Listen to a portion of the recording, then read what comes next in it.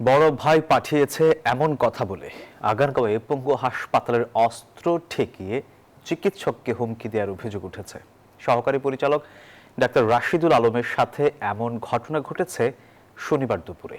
শেরেবাংলা নগর থানার ওসি জানান, হাসপাতালের আউটসোর্সিং নিয়োগে নিজেদের ৩০ জন লোক নিতে হবে বলে দাবি জানিয়ে হুমকি দেওয়া হয়।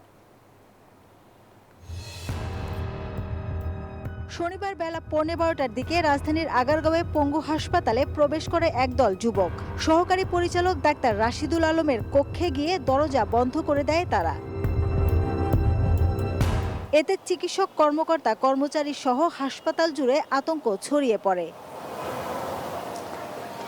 বিকালে হাসপাতালে গিয়ে প্রশাসনিক ভবনে কাউকে পাওয়া যায়নি। আমি এখনো শুনিনি, আমি খালি শুনলাম দিকে লোকজন আসলে এইটুকু, মানে তাও জানি না। আরে ঈদ লাগছে মনে, খুশির জোয়ার সবখানে, আরে ঈদ লাগছে মনে, বিকাশ পেমেন্ট সবখানে। পরে সহকারী পরিচালক ডাক্তার রাশিদুল আলমকে ফোনে পাওয়া যায়। তিনি জানান, একদল হঠাৎ তার কক্ষে ঢুকে পড়ে, আগ্নেয়াস্ত্র দেখিয়ে হুমকি দেয় হাসপাতালে আউটসোর্সিং বা চুক্তিভিত্তিক জনবল নিয়োগে তাদের মনোনীত লোকজনকে নেয়ার জন্য। হঠাৎ করে আমার রুমে ১৫-১৬ জন অজ্ঞাতনামা লোকজন প্রবেশ করে এবং আমার রুমে যারা ছিল তাদেরকে বের করে দিয়ে রুম লক করে দেয়।